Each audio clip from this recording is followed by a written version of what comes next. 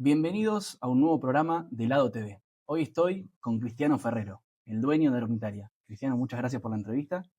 Gracias a vosotros y a ti. Muchísimas gracias. ¿Cómo se originó Ermitalia?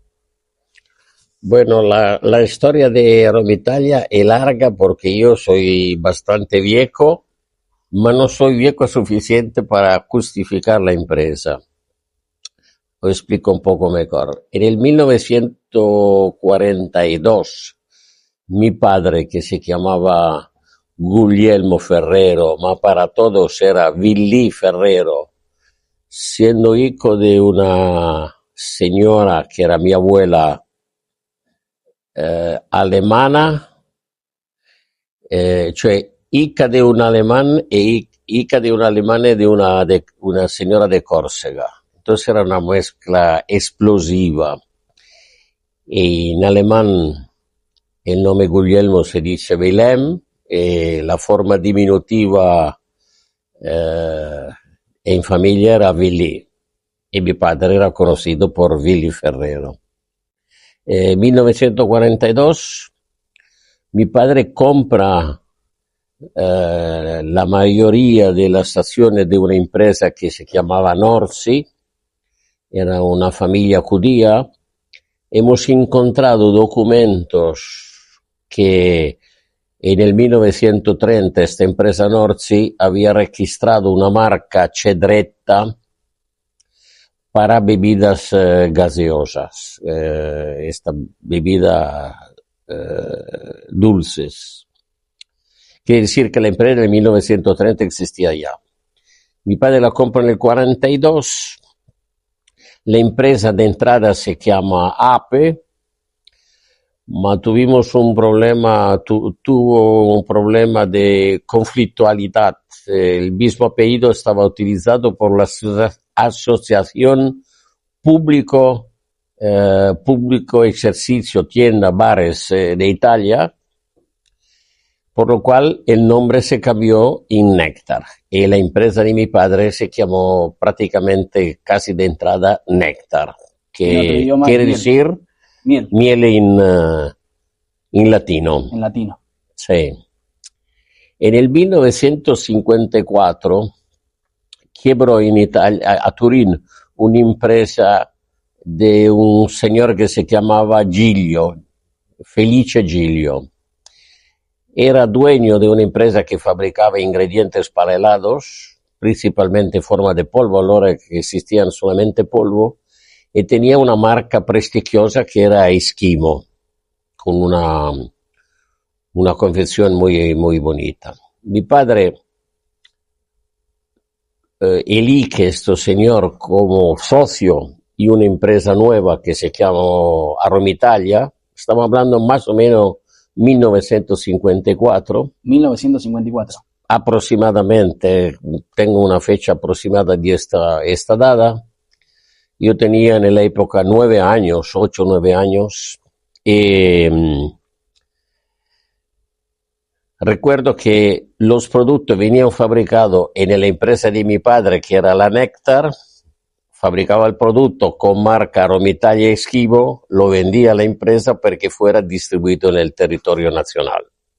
Siempre en Italia hablando, ¿no? Siempre en Italia. Esto funcionó hasta aproximadamente el 1972, cuando en Italia hubo una grande reforma fiscal y llegó la IVA. Las empresas fueron obligadas a dividir lo que era patrimonio personal y patrimonio de la empresa.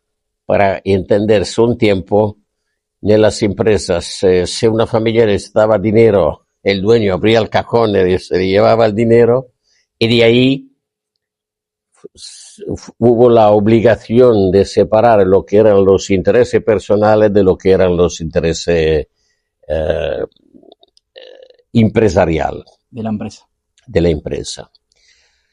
Y en 1972 se abre una empresa nueva que se llama Gruppo Essenziero Italiano y que tiene come marca el nombre de las dos empresas antecedentes, una Néctar y una Ermitalia, para no perder la antecedencia del marco. Entonces, la impresa apparentemente del 1972.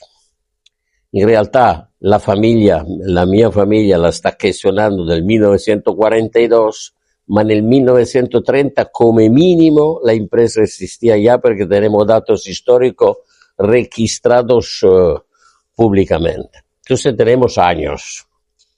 La impresa en la época, la Necta para entenderse, se dedicaba a la producción de aromas extractos para bebidas carbónicas, para productos de horno, pastelería de horno tipo panettoni,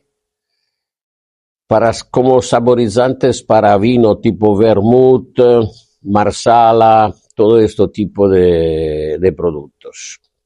Y se vendían también mezcla de hierbas essicadas para saborizar. Cuando cogimos Aroma Italia empezamos a dedicarnos también al tema del helado. Para que se entienda el cambio que se ha generado en todo este año, 1954, el producto más vendido de la empresa era un producto que se llamaba doppia panna. Se utilizaba 10 gramos cada litro de leche más el azúcar. 10 gramos que no era nada más que farina de semilla de algarrobo saborizada con un sabor de nata. Cuando yo tenía aproximadamente 12, 13 años, y quiere decir 45, 55, estamos hablando de 58 aproximadamente, recuerdo los primeros intentos de hacer producto en forma de pasta. Tuvimos problema, pienso, para los primeros 6 meses, porque el producto tenía una duración de una semana y a la semana explotaban directamente, porque no se sabía cómo se hacer. Pero entre tanto la tecnología había adelantado, porque la famosa farina de semilla de algarrobo es un invento italiano poco conocido de un señor de Turín que se llamaba Franco Roll, que era muy amigo de mi padre, y que descubrió cómo industrialmente producir la harina de la semilla de algarrobo para quitarle la piel, para generar la purificación del producto. Il brevetto, come si dice, il brevetto di este trabajo era del 1937, pero costó casi 10 años después a encontrarle una forma real de industrialización. Por eso que se empezó a utilizar la farina de algarrobo. Antes era almidones, harinas, no había producto realmente muy valiente. Y con el tiempo aprendimos, no había forma de documentarse porque era muy complicado. Aprendimos que, por ejemplo, agregar leche en polvo a los helados con más sólidos, el producto resultaba mejor. Entonces, ¿qué pasó? Que la doppia panna de 10 gramos pasó a ser de 30 o 35 gramos, porque se añadía un poco de leche en polvo. Y unos cuantos años después se descubrió también que había un azúcar que se había descubierto en Estados Unidos que se llamaba dextrosa, que ayudaba un poco para como una función para tener el helado más liviano, más macio. Entonces se añadió un poco de dextrosa. El producto, la doppia panna famosa, se transformó en un 50 gramos por litro. Pasó unos cuantos años más y después de un encuentro fortunado nella vita, conocí un técnico vendedor de una empresa suiza que se llamaba FIS, que era nada más que una empresa de la Nestlé que vendía los ingredientes técnicos producido por Nestlé, ma principalmente utilizado da Nestlé all'interno de sus productos. Y este producto que descubrimos en la época era una materia grasa mezclado con emulsionante que tenía una capacidad de generar más overrun. Añadiendo la materia grasa e emulsionante a la famosa doppia panna que era 50 gramos, se transformó en una doppia panna de 100 gramos, que nadie quería utilizar porque no entendía el por qué un producto de 50 gramos tenía que ser 100 gramos. 100 gramos era simplemente porque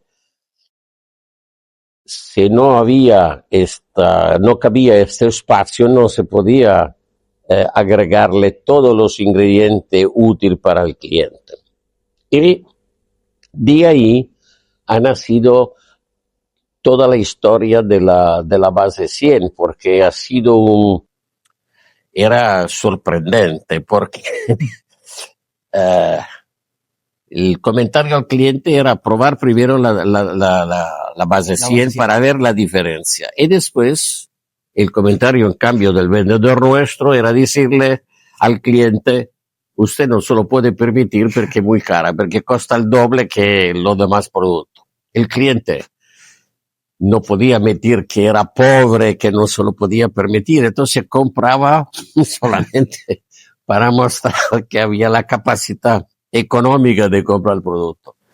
Y cuando empezó a utilizarlo seriamente, no pudo recular porque la diferencia que se generaba un producto diferente. Sigue siendo el producto histórico que más vendimos, que está reconocido en todo el mundo. Entonces yo diría que a partir de ahí, la doppia panna, cuando llegó la 100, se transformó en doppia panna olandese. Perché olandese? La famosa DPO. La famosa DPO. Ma perché olandese? Perché in Italia una origen extranjera le daba ahí. El cacao era famoso, el cacao holandés en la época, sí, porque se trataba el cacao, entonces la doppia panna se transformó en doppia panna holandesa, que no tenía nada que ver con la Holanda. Con Holanda. Ese fue el primer producto con el que te viste representado. Esto fue el primer producto que yo considero que era... Yo diría que ya la 10 gramos había representado mucho a Roma Italia, porque esta marca Eskimo es un determinado tipo de embalaje que era de horcholata, cuadrado, muy bonito. Ha quedado en la historia de todos los heladeros, principalmente del sur de Italia, de una forma increíble.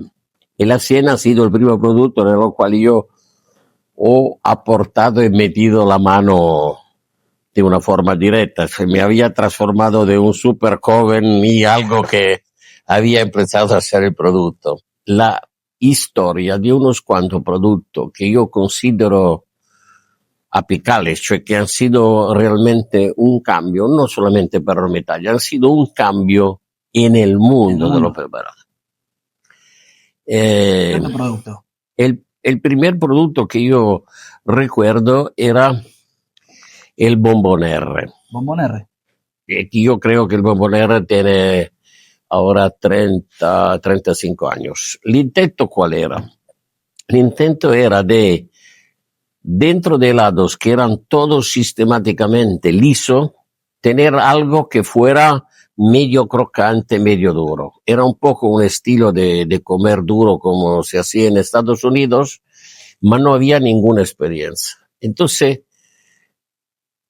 el Bombón R ha sido la ocasión de utilizar dos productos para hacer el helado. Uno que era una pasta, esto era tradicional, y el otro era un veteado. El veteado que nosotros estábamos utilizando era como fueras quasi simplemente un baño de chocolate duro mezclado con unos granos de avellana. Esto ha sido, ¿cómo podemos decir? La descubierta de entender que utilizando dos productos en dos momentos totalmente distintos dentro de la fabricación de helado se podía lograr algo de totalmente extraordinario. El segundo producto que ha generado realmente una diferencia en nuestra experiencia increíble ha sido resolver uno de los problemas que tenían los clientes, que era la separación del aceite de la pasta de avellana, que costaba muchas veces un montón de tiempo de render homogéneo el producto. Y de ahí hicimos e encontramos un sistema de hacer la primera avellana estabilizada. Todo el mundo pensaba que nosotros le agregábamos unos aditivos nascondidos no declarados. Esta era una mentira absoluta, porque era solamente un proceso muy similar a lo del templaje del chocolate, cioè haciendo cristalizar la materia grasa del aceite y una forma como fuera una materia grasa rígida, se generaba esta, como digo, cremosidad que no permitía de separarse tan fácilmente el aceite.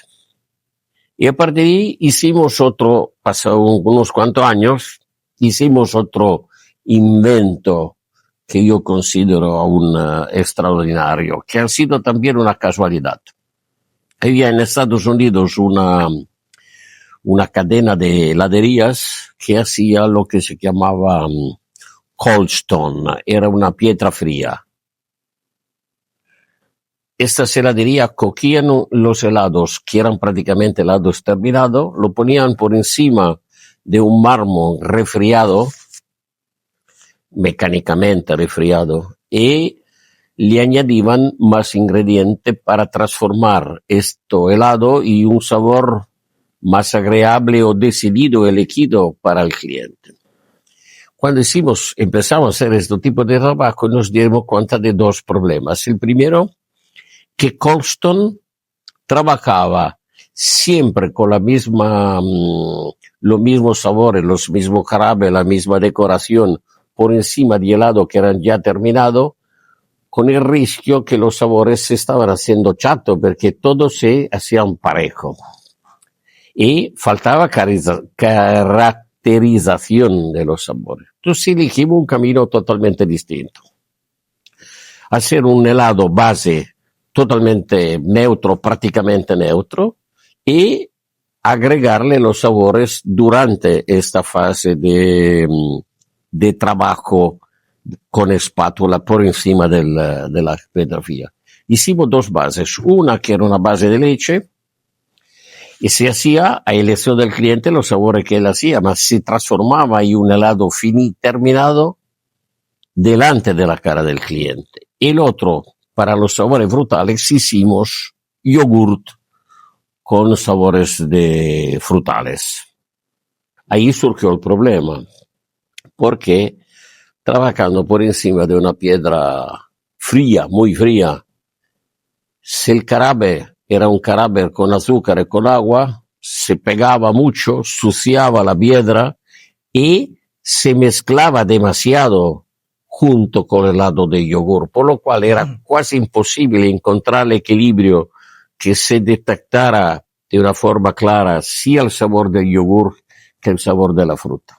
Entonces nos inventamos una fruta que no era una fruta por encima de un producto de agua con azúcar, como fuera un jarabe, ma era por encima de materia grasa. ¿Por qué? Porque la materia grasa no pega y coge su consistencia por temperatura. Ma ¿cuál es la ventaja que descubrimos en esta ocasión? Que siendo que trabajamos por temperatura y no por espesante, podemos elegir cuándo la materia grasa funde en la boca en función de su temperatura, de la temperatura del helado. Para ser claro, el lemon pie, que ha sido después el primer producto que hicimos de esta forma, era una pasta más un veteado. El veteado era un veteado a base de gordura, de grasa. Sí. Esta grasa tenía a 10 grados bajo cero, fundir en la boca unos cuantos segundos después que la gente había percibido el sabor del limón que llegaba del helado. Entonces, claro que se transformaba sorprendente, porque los sabores no eran mezclados, no era un triturado de dos sabores, y esta sensación seguía moviéndose en la boca. Imaginamos cuando nosotros probamos un tiramisú o probamos un flan. Un flan è una nota di un caramello, hai una nota di huevo e una nota di vaniglia, ma il flan no è un triturado. Y dentro de nuestra boca, de cuando en cuando probamos solamente o el sabor de la vanilla, o el sabor del caramelo, Sí. o el sabor del huevo, ma sigue moviéndose. Para hacer esto, trabajamos con ella. Y de ahí se generó toda una experiencia nueva en el helado, porque podíamos dar sensaciones mucho más reales de la imitación de unos sabores con esta juego de sigo divirtiéndose en buscar soluciones nuevas.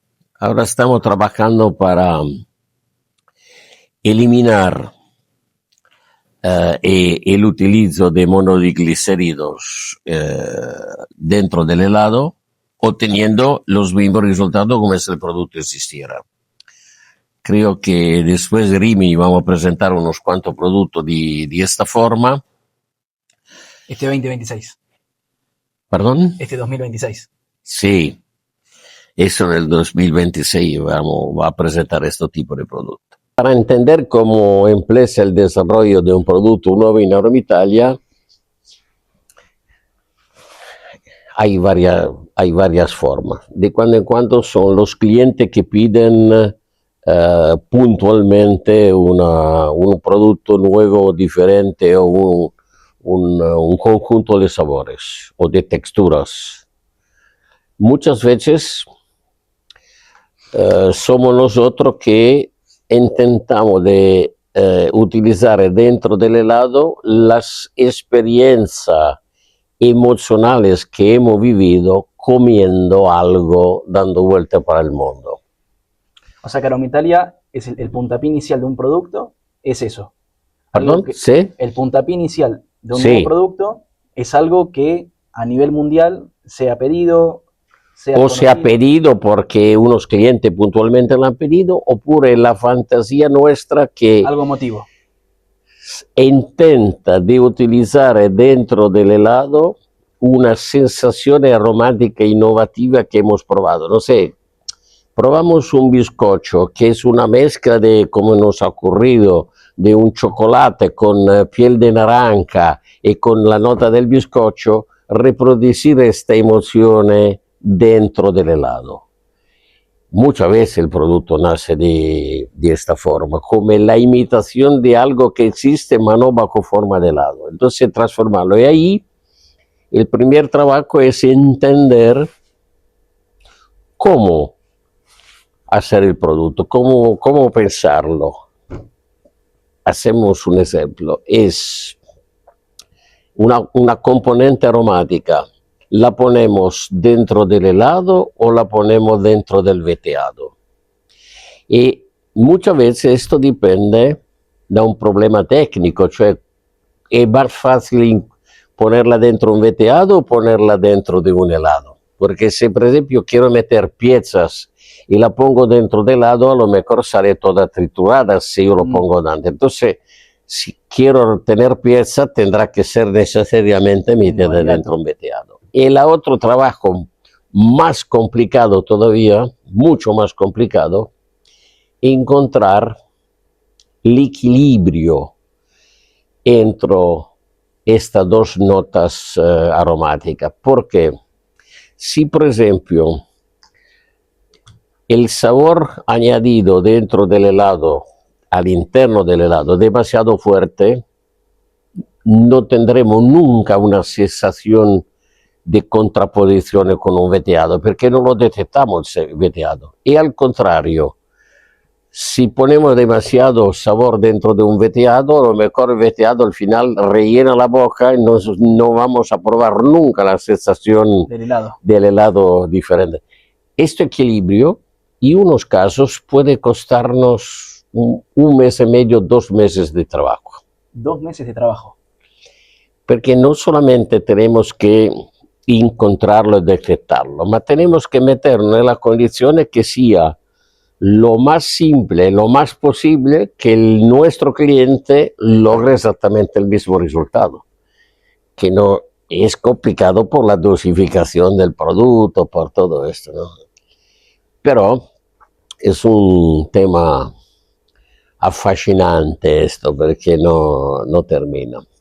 Allora, la ley de familia è che un producto non sta nunca listo. Nunca está listo. Tenemos que estar eternamente insatisfechos.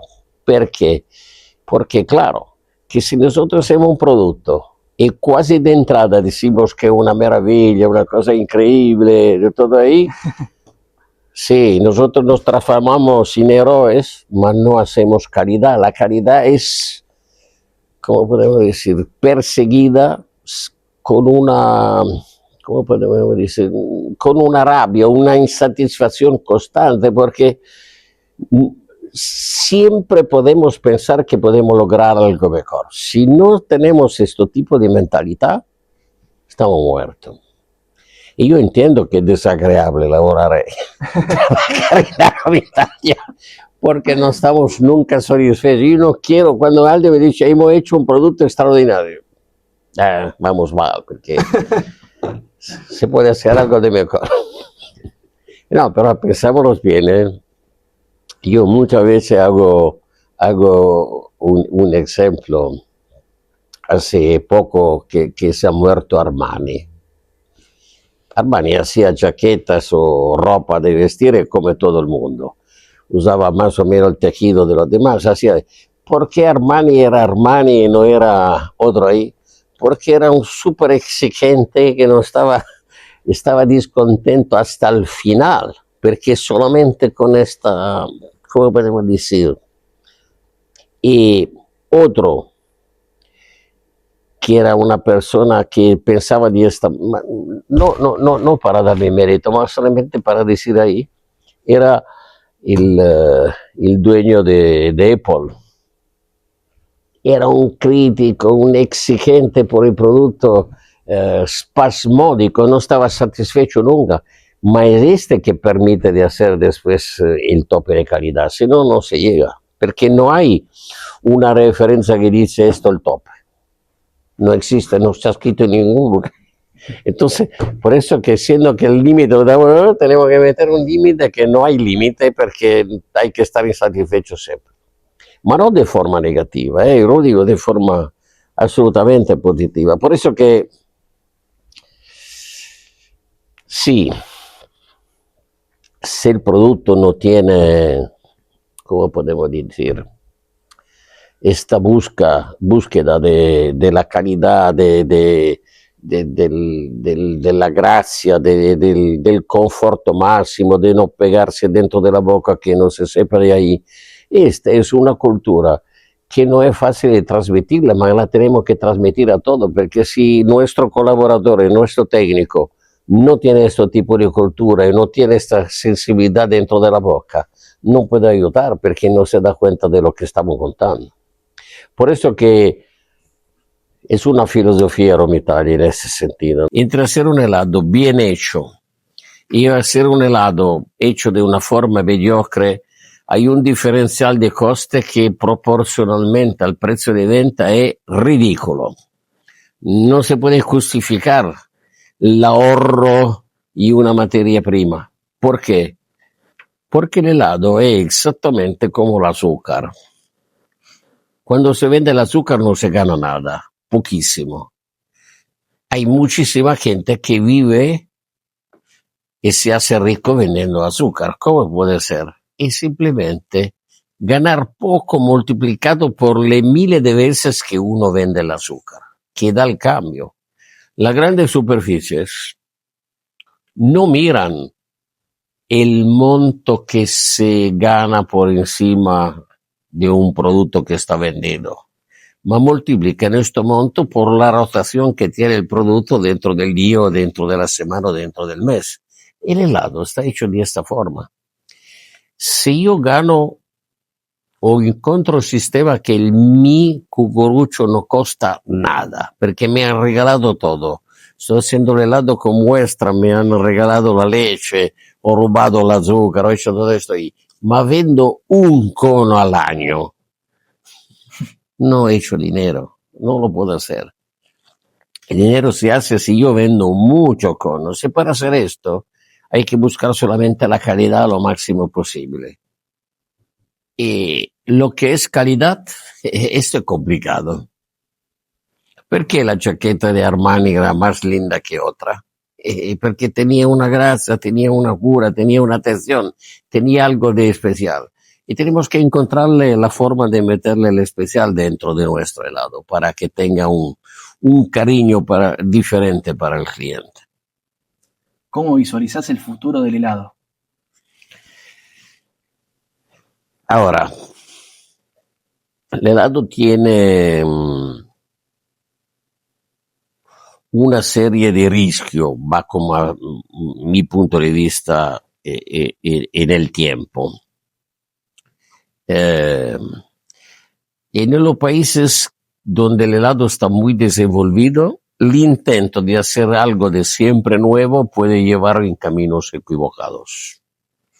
La sorpresa por la sorpresa no necesariamente genera calidad. Como los excesos no llevan calidad. Nosotros, ¿cuánta experiencia hemos hecho de esto? Estas curiosidades que han durado un verano o cuando mucho un verano y medio, 2 veranos y después se mueren. ¿Sirve? No sirve. Esto es uno. El segundo es que los productos, hasta las materias primas que encontramos en su naturaleza, pierden de cuando en cuando de calidad porque son siempre más estandarizadas, más generalizadas. Entonces, es más complicado. Y la misma diferencia que hay en el sabor de la leche que compramos armado dentro un pacote o leche de tambor que compramos al campo. No es comparable, estamos hablando de 2 productos totalmente distintos. El problema es que cuando la gente se acostumbra a comer el helado hecho en botes de plástico, de madera, y claro que no reconoce más el sabor de la leche de tambor, que puede ser casi un exceso. Y ahí es la otra. Y después, estábamos comentando antes, estos intentos de hacer los helados, unos sabores muy especiales, son intentos que al final no tienen una actuación práctica. Porque el heladero no puede vender un sabor. El heladero tiene que vender 15, 20, 24, 48 sabores. Si no son compatibles, si no tienen las mismas texturas, si no aguantan el tiempo, estos helados a la misma temperatura no son valientes. Entonces esto limita en parte la posibilidad de hacer helados extremos de super calidad, uno diferente del otro, porque habría que tener 24 vitrinas distintas, o cada uno tendría que tener su temperatura. Por eso que hay excesos que nos pueden desviar. Y el resto no, las máquinas son siempre más prácticas, son siempre más buenas. Cada vez más tecnología. Más tecnología, más experiencia, todo el resto, todo esto es positivo. En realidad el trabajo nuestro es un poco distinto, en el sentido que nosotros trabajamos en los países para que el helado vaya mejorando la calidad. Eso es el trabajo, la postura de Rovitato. Pero ¿qué pasa? Que cuando un mercado ha llegado ya a un nivel bueno, que la calidad media es elevada, todo esto ahí, nosotros tenemos que emigrar porque casi no contamos nada. Entonces emigramos, vamos a un país nuevo, empezamos de vuelta, empezamos con... Y nos encontramos en situaciones que, no digo ridículas, que uno no se puede imaginar. Nosotros tenemos países donde la gran mayoría de los clientes fabrica helado sin tener máquina para hacer helado, porque trabajan con hielo, con sal, con una pérola y una cosa de madera. Bueno, Cristiano, quiero agradecerte por tu tiempo, por la entrevista. Valoro un montón tu experiencia, que estés acá apoyando el programa. Os agradezco, perdona un poco l'italiota que de cuando en cuando me escapa.